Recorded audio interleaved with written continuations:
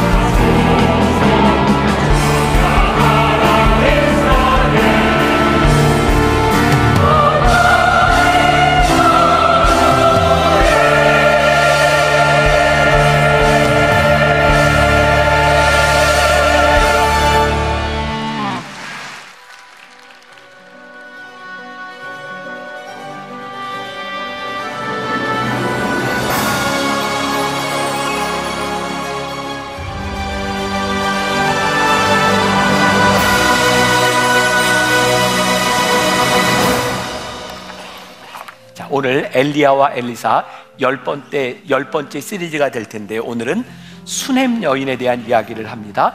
엘리사가 일으켰던 기적 중에 하나 수넴 여인과 관계가 있는데 오늘 영상으로 시작하겠습니다. 오늘 우리에게 주시는 하나님의 말씀은 열왕기하 4장 8절에서 9절, 32절에서 37절입니다. 하루는 엘리사가 수넴에 이르렀더니 거기에 한 귀한 여인이 그를 간곤하여 음식을 먹게 하였으므로 엘리사가 그곳을 지날 때마다 음식을 먹으러 그리로 들어갔더라.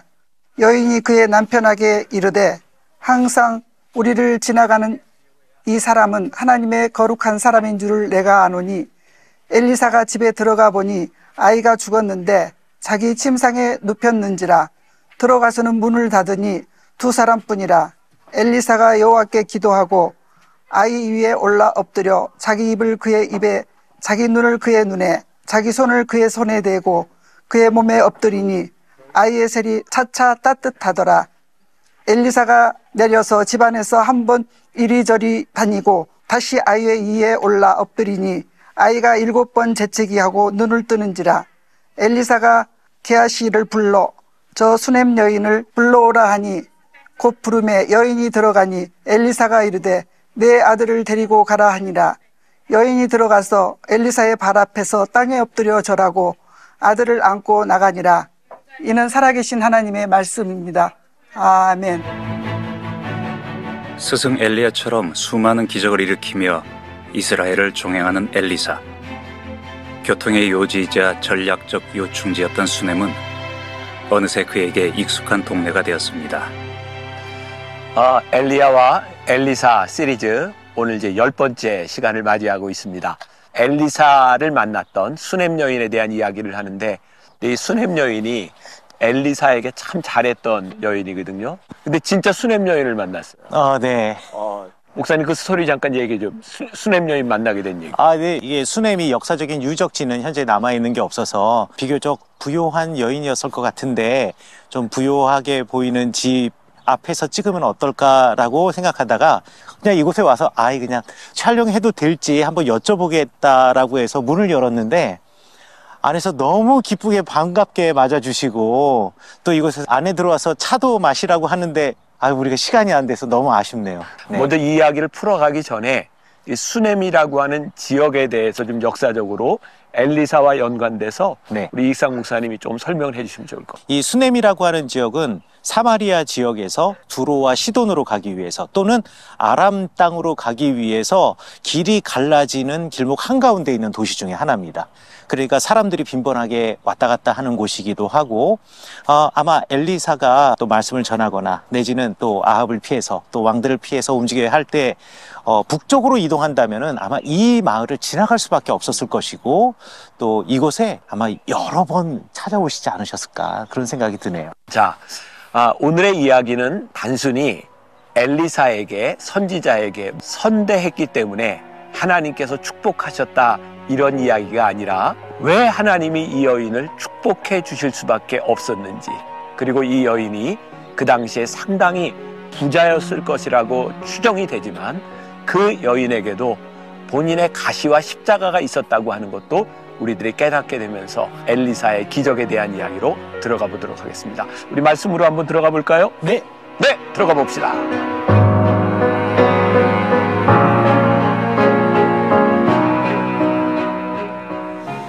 계속해서 이제 엘리야와 엘리사 시리즈 말씀을 듣는데 지난주부터 말씀이 굉장히 쉬워졌어요. 그죠? 쉬워진 이유가 뭘까 생각해 보니까 말씀이 쉬운 것보다 여러분들 이렇게 머릿속에 마음속에 이 지도와 그동안 쌓여진 지식이 다 있는 것 같아요. 맞죠? 그래서 오늘도 이렇게 수넴에 대해서 설명을 하는데 두로와 시돈으로 사마리아로 하는데 여러분들 머릿속에 지도가 다 그려졌잖아요. 네. 그래서 말씀이 쉬워요. 자, 그런데 오늘 말씀은 또 굉장히 좋은 게 복받는 이야기입니다. 너무 좋아요. 그렇죠? 근데 저에게 더 좋아요. 선지자에게 잘하면 복받는다 이런 얘기예요. 이야, 너무 쉬운 이야기예요. 자, 한번 들어가 보겠습니다. 자, 수넴이라고 하는 지명. 아마 여기 갈멜산을 중심으로 해서 엘리야가 활동을 했고요. 갈멜산 밑으로 이렇게 내려오는데 갈멜산에는 선지 학교가 있었을 거예요. 그래서 엘리사도 활동을 하다가 갈멜산으로 가고 밑으로 내려오고 수넴을 늘 이렇게 지나가게 되었죠. 근데 거기에 수넴 여인이 엘리사를 굉장히 잘 이렇게 섬겼던 것 같아요. 수넴 여인에 대해서 오늘 열왕기하 4장 8절에 보면 수넴 여인에 대하여 귀한 여인이다 이렇게 표현을 하고 있는데, 제가 이제 말씀을 준비할 때 여러 성경을 이렇게 같이 보는데 그 중에 하나가 NIV 영어 성경이거든요. 거기에 귀한 여인을 이렇게 영어로 표현을 해놨다고요. well-to-do woman. 이게 무슨 뜻이냐면 부유한 여자라는 말입니다. 그러니까 남편이 굉장히 부자였고 그로 인하여 이 여인이 부유하게 살았던 것 같아요. 또 성경에 보니까 이 여인이 엘리사를 대접하는데 이런 표현이 있어요. 간권하여 라고 되어 있는데, 또 NIV 영어 성경에 보면 이렇게 urged라고 하는 말을 쓰고 있어요. urged him to stay 뭐 이런 표현을 쓰고 있는데, 그게 어떤 말이냐면 그냥 한번 권하는 정도가 아니라 이 음식을 차려놓고 데려다가 섬기는 그런 여인이었다. 그러니까 이 수넴 여인은 그냥 립 서비스만 한 사람이 아니라 진심으로 엘리사를 섬긴 사람이었다, 그런 이야기예요. 또 이 여인이 이 엘리사를 섬겼던 이유 가운데 하나는 엘리사가 어떤 사람인지를 분명히 알고 있었던 것 같아요. 9절에 보니까 여인이 그의 남편에게 이르되 항상 우리를 지나가는 이 사람은 하나님의 거룩한 사람인 줄을 내가 아노니. 그래서 이 선지자를, 하나님의 사람을 잘 섬겼던, 정성을 다했던 사람인 거죠. 여러분, 인지상정이라는 말이 있잖아요. 엘리사가 수많은 사람들을 만났지만 모든 사람들에게 동일하게 대하지는 않았을 거예요. 자기에게 잘 대접하는 그 사람에게 또 다른 애정을 가지고 또 많은 관심을 가지고 있지 않았을까라는 생각도 하게 됩니다. 이 여인은 자신에게 부족한 것이 없다라고 생각했지만 이 여인에겐 부족한 것이 있었어요. 뭐냐면 남편도 이 여인도 나이가 들어가는데 자식이 없었던 거죠. 자식이 없다 정도가 아니라 도저히 자식을 가질 수 없는 상황에서 모든 것들을 체념하고 있는 상황에서 엘리사가 16절에서 이렇게 말을 해요. 엘리사가 이르되 한 해가 지나 이때쯤에 내가 아들을 안으리라 하니 여인이 이르되 아니로소이다. 내 주 하나님의 사람이여 당신의 계집종을 속이지 마옵소서 하니라. 왜 이런 얘기를 했을까요? 너무 현실성이 없는 이야기입니다. 바라지도 않는 이야기였죠. 그런데 1년 후에 아이를 낳게 됩니다. 그런데 문제는 기가 막히게 이렇게 현실성 없는 상황 가운데서 하나님께서 축복하셔서 아이를 주셨는데 이 아이가 어린 시절에 죽습니다. 어떻게 죽는가? 너무 허무하게 추수철이 되었는데 그 추수하는 곳에 나가 있다가 아이가 내 머리야 머리가 아프다고 어지럽다고 하다가 그냥 어머니의 품에서 죽습니다. 왜 이런 일이 일어났을까? 어떻게 이렇게 허무하게 세상을 떠날 수 있을까? 여기에서 우리들에게 드는 의문이 있는 거예요. 하나님, 왜 그렇게 하셨어요? 아니, 굳이 축복 안 해주셔도 되는데 왜 이 가정에 복을 주시고 이 가정에 이런 아픔을 주시는 겁니까? 라는 질문은 어쩌면 오늘 예배를 드리고 있는 우리들 가운데 누군가도 물을 수 있는 질문 가운데 하나라는 생각이 듭니다. 자, 먼저 이 여인이 하나님의 은혜를 받을 수 있었던 그런 이유는 무엇일까? 제가 말씀을 묵상하면서 이런 생각을 하게 되었어요. 이 여인의 섬김이 진짜였구나. 이 말은 똑같이 섬기는데 어떤 섬김은 순수한 진짜 섬김이 있을 수도 있고 어떤 섬김은 그렇지 않을 수도 있다는 거예요. 우리들 주변에 보면 이렇게 섬김을 잘하는 사람들이 있습니다. 근데 어떤 것이 진짜가 아니냐? 내가 섬기는데 어떤 대가를 바랄 때 그건 진짜가 아닐 수 있는 거죠. 자, 오늘 이 이야기는 열왕기하 4장에 지난주의 말씀과 이어서 그대로 나오고 있어요. 지난주의 말씀 기억하세요? 어떤 선지자 생도의 아내가 과부가 되었고 기름병이 넘치게 되는 기적을 여러분들이 기억하시죠? 그 기적 이후에 바로 이 말씀이 나오고 있어요. 선지자 생도의 아내는 무척 가난했습니다. 도움을 받아야 되는 사람이었어요. 그런데 이 여인은 은혜를 베푸는 도움을 줄 수 있는 사람이었어요. 선지자 생도의 아내는 가난했지만 아들이 둘이나 있었어요. 그런데 이 여인은 많은 것이 풍족한 사람이었지만 자식이 없었어요. 그런 생각을 하게 됩니다. 우리들은 겉으로 보기에 언뜻 이 사람은 행복해, 이 사람은 불행해, 이 사람은 부유해, 이 사람은 가난해 이렇게 이야기하지만 어떤 가정도 완벽한 가정은 없고 모든 가정에는 그들만이 가지고 있는 문제를 가지고 있다는 거예요. 다시 이야기하면 오늘 예배를 드리고 있는 여러분들 가운데 우리는 각자의 문제를 다 안고 있다는 사실이에요. 중요한 것은 우리가 어떤 상황에 있든지 그 두 여인을 통해서 그들이 은혜를 받을 만한 자격을 갖추고 있었기 때문에, 지난주에 제가 말도 안 되는 얘기했죠. 우리가 자격이 있어서 은혜를 받는 것은 아니지만 하나님 앞에 은혜를 구할 수 있는 자격 있는 사람이었으면 좋겠다. 오늘 수넴 여인에게도 바로 하나님께 은혜를 받았던 이유가 나와 있는 거예요. 그럼 그 이유는 무엇일까? 이 여인의 가장 큰 장점 중에 하나를 들라 그러면 저는 영적 분별력이 있는 사람이었다라는 생각이 들어요. 조금 전에 9절에서 제가 이야기했던 것처럼 이 여인이 그의 남편에게 이야기하기를 항상 우리를 지나가는 그 사람이 하나님의 거룩한 사람인 줄을 내가 아노니. 저는 목사인데 교인들에게, 혹은 우리 교인이 아니라 밖에서 만나는 교인들에게 제가 제일 많이 하는 이야기가 있습니다. 절대로 목사님을 믿지 마세요. 그리고 선교사님을 믿지 마세요.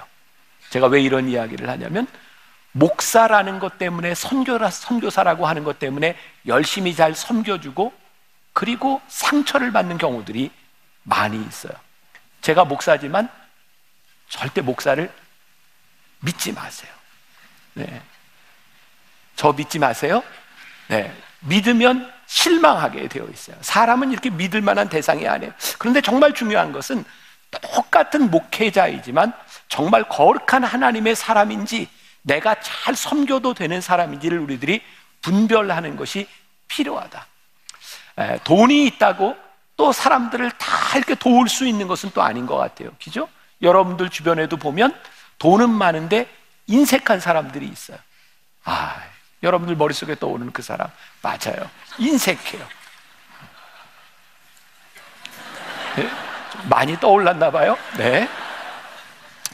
돈이 있다고 다 돕는 것은 아닌데 있는 그 물질을 가지고 잘 섬길 수 있는 것, 그게 참 축복이다. 우리들이 누군가를 돕는다고 할 때 우리들이 돕는 것이 꼭 유익이 되는 것은 아닌데 영적 분별력을 가지고 도울 때 그것이 유익이 될 수 있는 거죠. 적어도 이 수넴 여인은 그런 영적 분별력을 가지고 좋은 선지자를 잘 섬길 수 있었던 사람인 것 같아요. 또 하나, 이 여인의 섬김이 복을 받을 수 있었던 것은 그 여인의 섬김이 참되다는 거예요. 조금 전에도 언급했지만 우리의 섬김이 참될 수도 있고 그렇지 않을 수도 있어요. 자, 성경에 보니까 어떤 모습을 보게 되는가? 엘리사가 지날 때마다 그 여인은 한 번 그냥 립서비스를 한 것이 아니라 지날 때마다 엘리사를 잘 섬겼다. 변치 않는 섬김이었고 이 여인의 마음 가운데는 내가 어떻게 잘 섬길까를 고민했던 것 같아요. 그래서 엘리야가 지나는 중에 먹을 걸만 대접할 것이 아니라 엘리사가 여기에 쉬어갈 수 있으면 좋겠다. 그래서 다락방을 만들고 침대도 준비하고 기도할 수 있는 책상과 촛대도 준비해 놓는 것을 보게 됩니다. 진심이구나 라는 것을 느끼게 되죠. 또 우리들이 선행을 베풀고 누군가를 도울 때 굉장히 중요한 것이 있는데 내가 선행을 베푸고 섬기는 사람들이 불편하지 않도록 해야 되는데 많은 사람들은 섬기면서 내 방식대로 내 마음대로 섬기는 사람들이 종종 있는 것 같아요. 저도 많은 섬김을 받는 사람 중에 하나겠죠. 제가 해외에 어디 이제 집회를 가거나 약속이 있어서 컨퍼런스를 가거나 할 때에 참 많이 듣는 이야기고 당황스러운 이야기가 있어요. 도착하자마자 공항에서 다 운전을 하고 가면서 저에게 이렇게 얘기해요. 목사님, 여기 처음 오셨죠?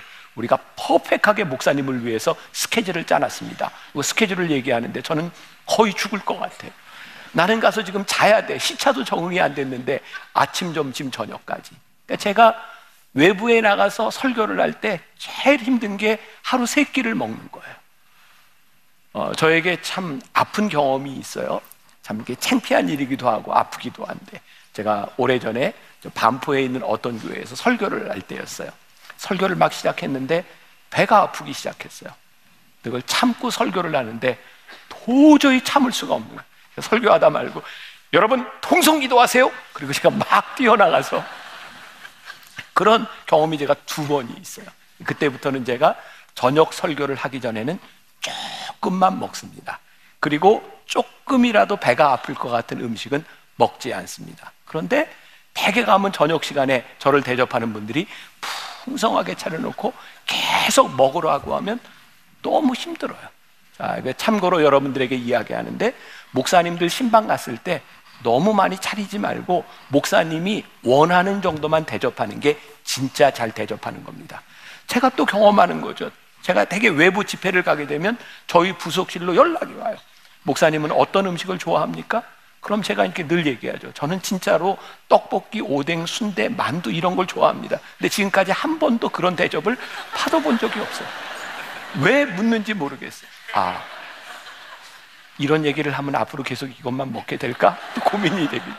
자, 그러니까 섬김이라고 하는 것은 사실 섬김을 받는 사람이 편안해야 되는 거죠. 자, 오스왈드 챔버스의 주님은 나의 최고봉에 보면 아주 멋진 이야기가 나오는데요. 이런 글이에요.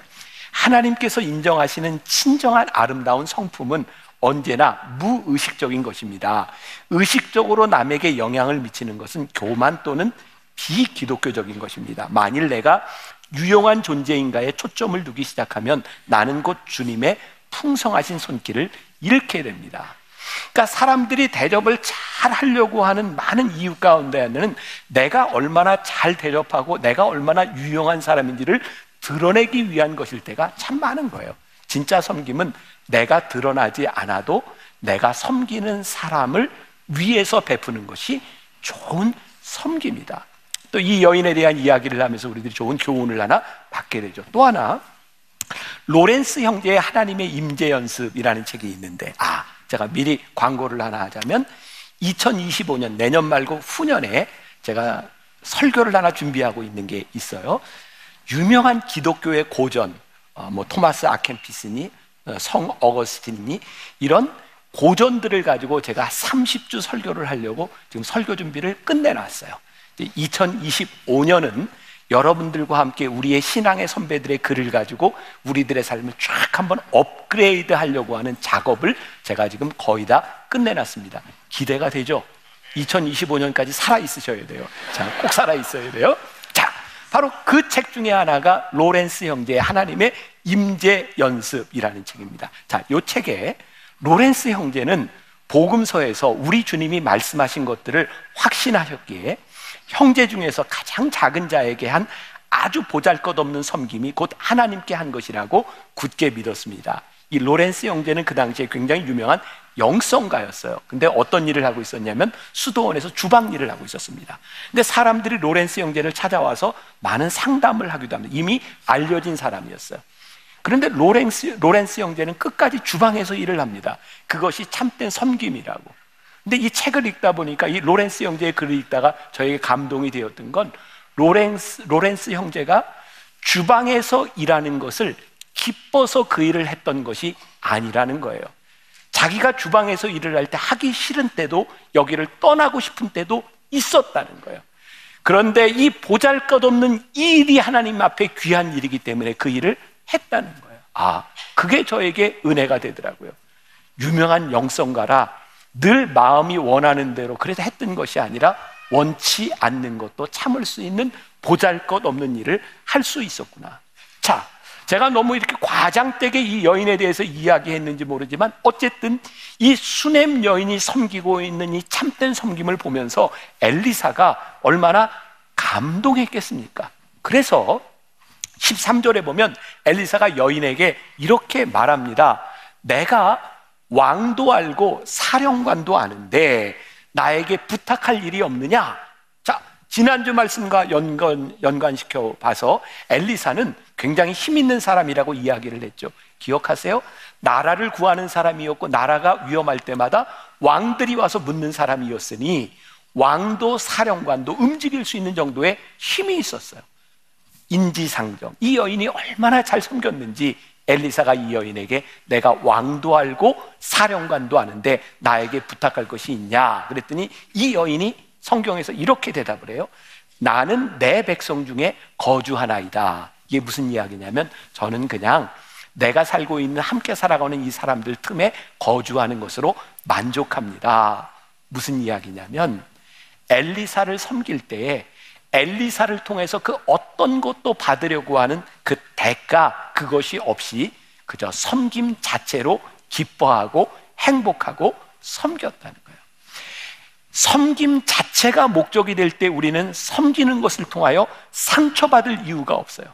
근데 많은 분들이 신앙생활을 하면서 누군가를 열심히 섬기고 목회자를 열심히 섬기고 상처를 받는 이유는 뭐냐면 내가 섬김으로 인하여 내가 이 정도는 나에게 대우가 돌아와야 된다라고 생각하기 때문인 거죠. 제가 신학교를 다닐 때 우리 교수님이 그런 이야기를 했어요. 뭐 요즘은 좀 다르죠. 예전에는 담임 목사님이 이렇게 교회 부임을 하면 교인들이 다 와서 이삿짐도 날라주고 뭐 그럴 때였어요. 그죠? 여러분들은 제가 어디 사는지도 모르죠. 네, 요즘은 이제 그런 시대는 아니에요. 근데 교수님이 그런 얘기를 했어요. 처음 부임해서 이사 올 때 제일 앞에 반갑게 나와서 가방을 들어주는 사람을 조심해라. 교회를 떠날 때 쫓겨날 때 그 사람이 제일 먼저 가방을 들어준다. 그런 얘기를 하셨었어요. 제일 먼저 목사님 와서 기쁘게 가방을 받아준 사람은 그 목사님께 대한 기대가 있어요. 와, 내가 이 목사님과 친해지면 내 신앙에 어떤 유익이 있겠다. 근데 그것이 채워지지 않을 때 제일 먼저 가방을 들어주는 사람이 된다고 하는 거죠. 여러분들 속마음을 한번 보세요.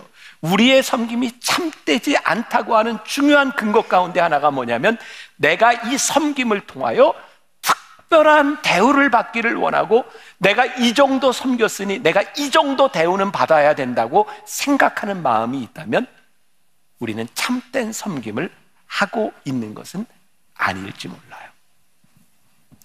제가 책을 읽으면서 한때 선교사들의 이렇게 평전을 쭉 읽었던 적이 있어요. 그 중에 하나 제 마음에 많이 남는 게 말씀을 준비하다 떠오른 이야기였어요. 서서평 선교사라고 본래 이름은 쉐핑이라고 불리우는 선교사님이에요.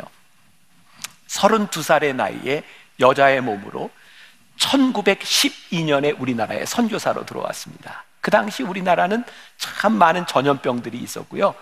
이 쉐핑 선교사는 특히 호남 지역 광주를 중심으로 한 제중원에서 당시에 한센병자들, 문둥병자들을 위해서 달구지를 타고 다니면서 많이 의료 선교를 했던 분이에요. 그 당시 우리 조선에 있는 사람들이 얼마나 많은 질병으로 이렇게 허우적거리고 있었는지 몰라요. 이 서서평 선교사 평전에 보면 이 여인이 조선에서 13명의 수양딸을 거두어 삼습니다. 또 아들 하나를 수양 아들로 데려왔는데 그 아들은 한센병 환자였어요. 이 서서평 평전을 보면서 제가 눈물을 흘렸던 이유 가운데 하나는 가난하고 아픈 사람을 달구지를 타고 다니면서 잘 돌보았는데 54살의 나이에 22년을 조선 땅에서 섬기다가 서서평 선교사가 죽거든요. 죽은 이유가 영양실조였어요. 한국 사람들하고 똑같이 치마를 입고 똑같은 집에서 똑같은 된장국을 먹으면서 그렇게 살다가 영양실조로 세상을 떠났는데 그때 서서평 선교사가 남겨놓았던 것은 동전 7전, 강냉이 가루 2홉, 그리고 반쪽짜리 담요 외에는 아무것도 없었어요.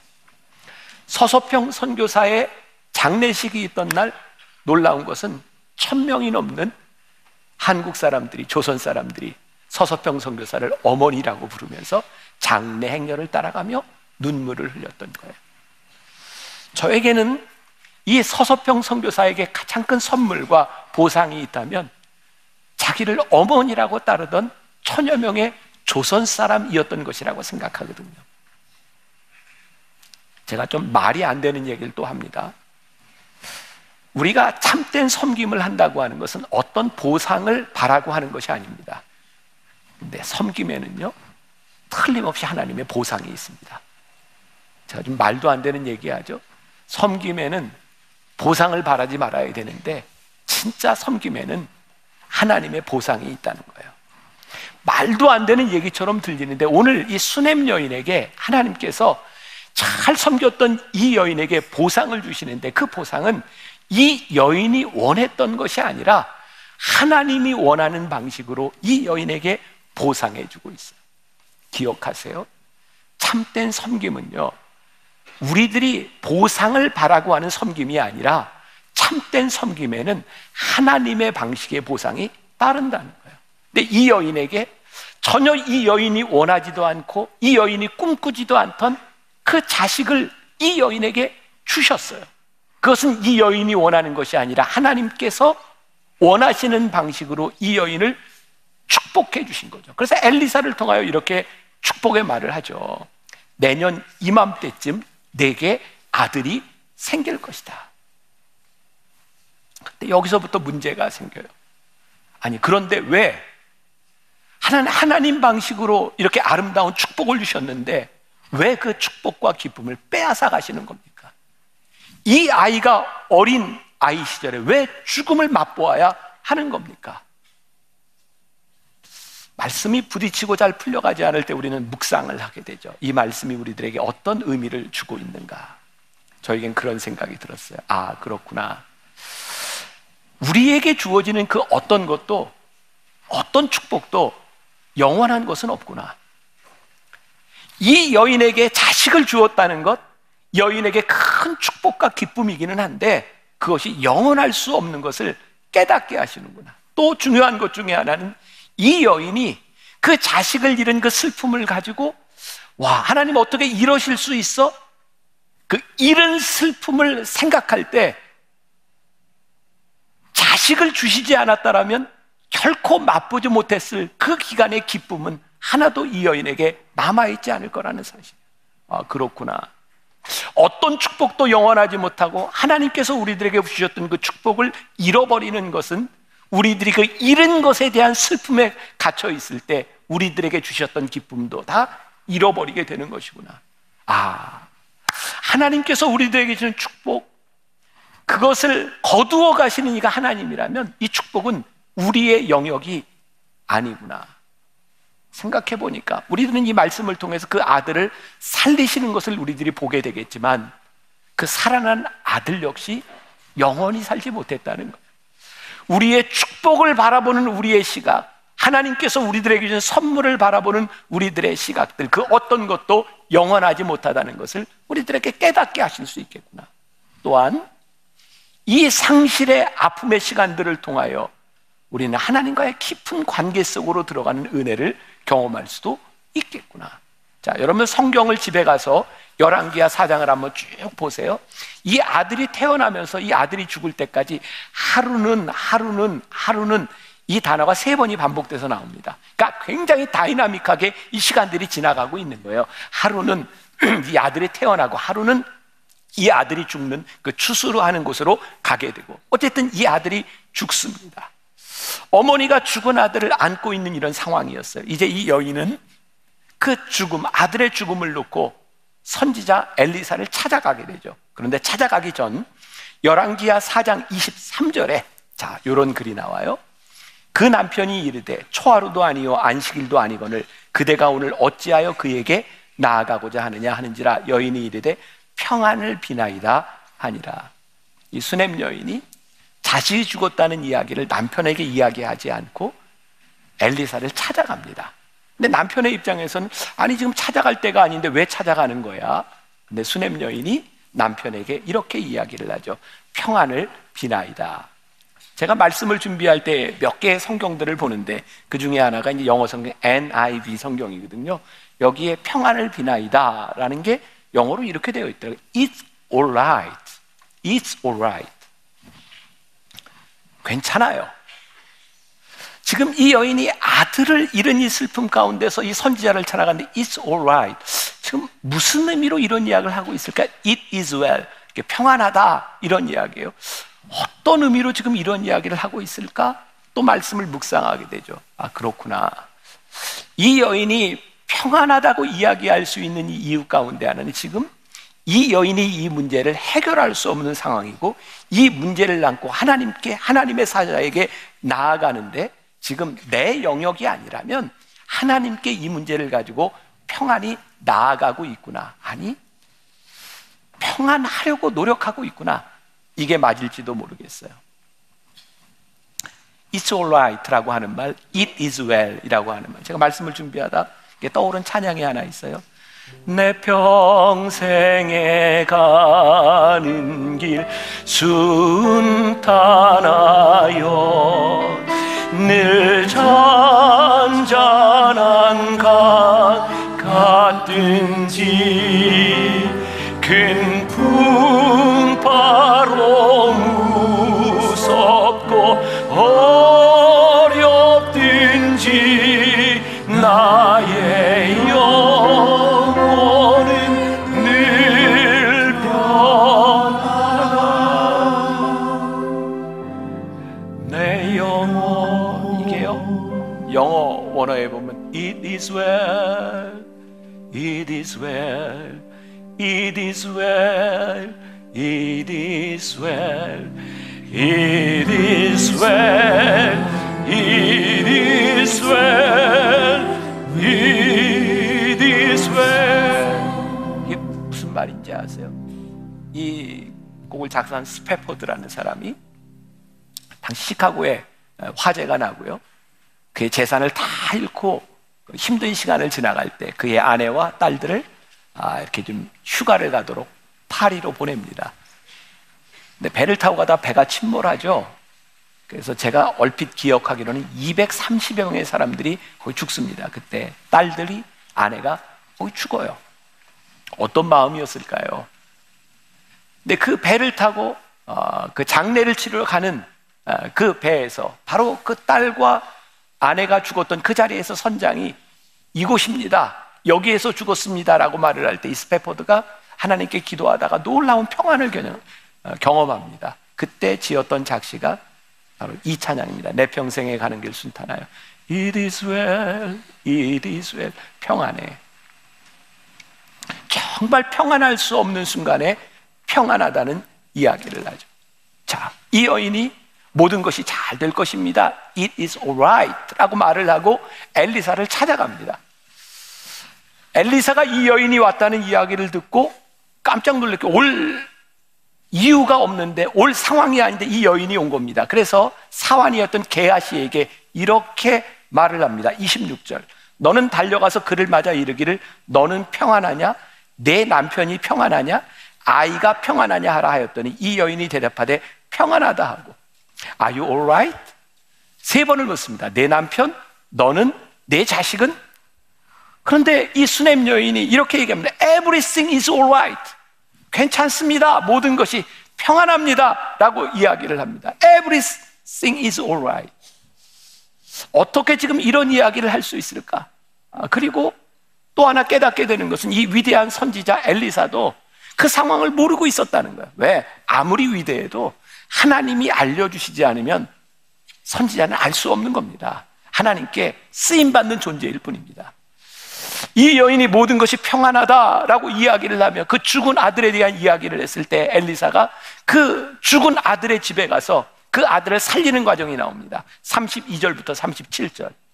엘리사가 집에 들어가 보니 아이가 죽었는데 자기의 침상에 눕혔는지라. 들어가서는 문을 닫으니 2사람뿐이라. 엘리사가 여호와께 기도하고. 이 모습을 상상해 보세요. 지금 어떤 모습인가? 아이 위에 올라 엎드려 자기 입을 그의 입에, 자기 눈을 그의 눈에, 자기 손을 그의 손에 대고 그의 몸에 엎드리니 아이의 살이 차차 따뜻하더라. 엘리사가 내려서 집안에서 1번 이리저리 다니고 다시 아이 위에 올라 엎드리니 아이가 7번 재치기 하고 눈을 뜨는지라. 엘리사가 게하시를 불러 저 수냄 여인을 불러오라 하니 곧 부름에 여인이 들어가니 엘리사가 이르되 내 아들을 데리고 가라 하니라.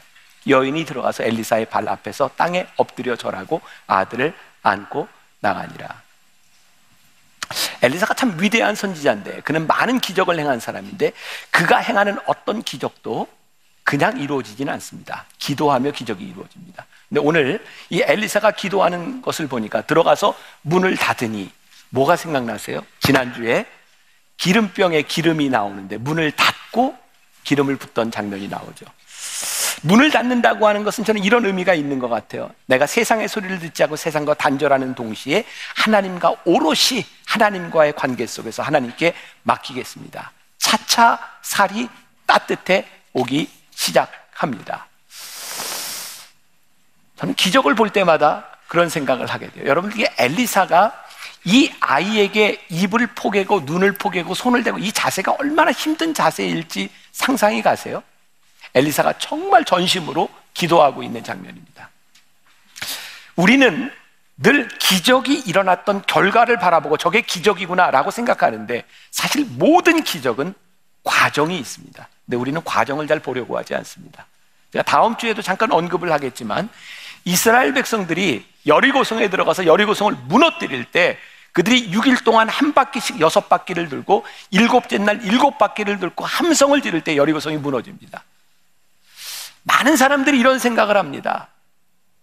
그거 한 번에 하면 좋지 않습니까? 7째 날 7바퀴로 끝내시지. 그 6일 동안 한 바퀴씩 꼭 돌아야 되는 겁니까? 근데 사실 6일 동안 한 바퀴씩 도는 과정이 없었다면 7째 날의 역사는 일어나지 않습니다. 진짜 중요한 건 이 과정의 역사입니다. 문을 닫고 오롯이 하나님 앞에 서서 우리들이 기도하며 우리들이 지켜내야 되는 그 기적의 과정들이 우리들에게 필요해요. 제가 만당교회 담임 목사가 되고 사역을 하면서 제일 처음 당황스럽게 저에게 만났던 일이 뭐냐면, 제가 BTD 영성훈련 가면 그런 얘기를 좀 하는데, 제가 귀신 들린 사람을 제가 처음으로 만난 거였어요. 저 신학도 많이 공부하고, 저 박사인 건 아시죠? 네, 박사예요. 아무튼 열심히 공부하고 많은 걸 알고 있다고 생각하는데 제가 귀신 들린 사람을 제가 직접 만난 건 처음이었어요. 당황스러웠어요. 그때 제 머릿속에 떠오른 건 말씀이었어요. 말씀해 보니까 예수 이름으로 명하노니 더러운 귀신아 물러가라 하니까 떠나가더라고요. 그래서 제가 했잖아요. 예수의 이름으로 명하노니 나가라 그랬더니 귀신이 안 나가 그러더라고요. 깜짝 놀랐어요. 1시간을 싸웠어요. 1시간을 그 귀신하고. 굉장히 힘들었어요. 사실 제가 그런 일들이 몇 년 동안 계속 반복되면서, 그런 걸 축사사역이라고 하잖아요. 귀신을 쫓아내는. 너무 힘들더라고요. 그때는 계속해서 그런 일들이 일어났어요. 근데 내가 목회를 하려면 이거 하면 안 되겠다. 그렇게 힘든 일이었어요. 우리들에게 기적이 일어난다고 하는 일은 뭐 그 귀신을 쫓아내는 기적이든 어떤 기적이든 그렇게 쉽지 않습니다. 그런 과정들이, 하나님 앞에 우리들이 서는 과정들이 우리들에게 필요한 거예요. 이 여인의 삶 정말 부유하고 하나님이 축복해 주셨는데, 이 여인의 이야기를 보니 이 여인의 삶도 파란만장한 거예요. 여러분들의 삶도 그렇게 녹록치 않습니다. 우리는 어떤 일을 당할지 모릅니다. 근데 중요한 건 It is well, 평안합니다. 그것은 우리들의 문제가 해결됐기 때문이 아니라 이 문제가 나의 것이 아니기 때문에 우리들이 평안해야 되는 겁니다. It is all right. 괜찮습니다. 왜? 이것이 내 영역이 아니기 때문입니다. 그때 하나님 앞에 오롯이 우리들이 설 수 있을 때 우리들의 마음에 찾아오는 것이 우리들의 평안함입니다. 오늘 여러분들에게 이 평안함이 고백될 수 있기를 주님의 이름으로 간절히 축원합니다. It is well, it's all right. 평안합니다. 평안합니다. 우리 함께 찬양했으면 좋겠습니다. 내 평생에 가는 길 수다나요 늘 잔잔한 강 같든지 긴 풍파로 무섭고 어렵든지 나의 영혼이 늘 변하리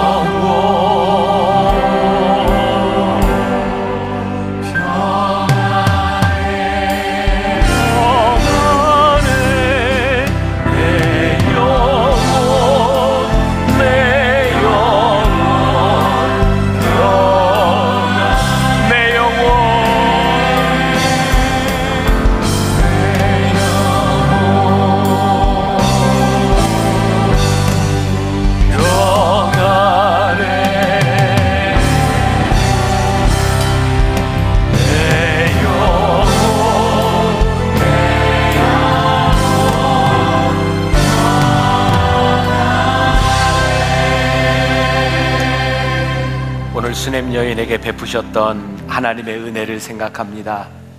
그 여인에게 주셨던 하나님의 축복도 우리들이 알고 있습니다. 어떤 축복도 이 세상에 영원하지 않은데, 어떤 인생도 이 세상을 살아가며 어려움을 만나게 되는데, 하나님, 우리의 힘으로 할 수 없는 이 순간에 It is well, 평안합니다. 내가 할 수 없으니 주님께 맡겼으니 평안합니다. 오늘 이 고백을 안고 세상으로 나아가는 우리 귀한 성도들이 되게 하여 주옵소서. 내가 평안하냐? 제가 평안합니다. 내가 평안하냐? 제가 평안합니다. 이 세상의 문을 닫고 오롯이 하나님 앞에서 우리들이 고백하는 것, 평안합니다. 평안합니다. 이 고백을 안고 나아가게 하여 주옵소서. 지금은 우리 주 예수 그리스도의 은혜와 하나님 아버지의 무한하신 사랑과 성령의 인도하심이 주님 앞에 모든 것을 맡기고 그 주님 손을 붙잡고 이 세상으로 나가는 당신의 사랑하는 모든 백성들 위해 지금부터 영원까지 함께 하시기를 간절히 축원하옵나이다. 아멘. 지금은 선교 헌금 시간입니다. 이 예배를 통해 삶 가운데 은혜와 회복이 충만하시길 간절히 기도합니다.